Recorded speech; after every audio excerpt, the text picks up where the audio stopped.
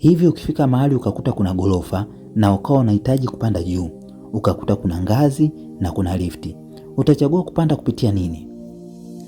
Najua kwamba wengi watachagua lifti, lakini vipi nikikwambia kwamba ngazi zinafanya maajabu makubwa sana katika mwili wako pamoja na ubongo wako?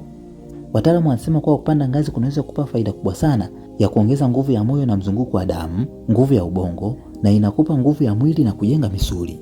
Kwa hiyo, ngazi chache tu za kupanda kila siku zinaweza kuuchaji moyo wako, kunoa ubongo wako na kunaweza kutatua matatizo kama vile kusaidia kumbukumbu na kufikiria ubunifu. Lakini pia kupanda ngazi kunakupa miguu yenye nguvu. Kumbuka, mazoezi haya ya ngazi chache tu kwa siku hayahitaji kifaa chochote. Ni swala la kutumia mwili wako tu mwenyewe. Hata ngazi chache zinasaidia kabisa. Haya ni mazoezi ambayo ni ya chapuchapu. Ngazi 5 tu kwa siku zinaweza kupunguza hatari yako ya ugonjwa wa moyo. Hivyo basi, unapoona ngazi, kimbilia haraka. Mwili wako na ubongo wako utakushukuru.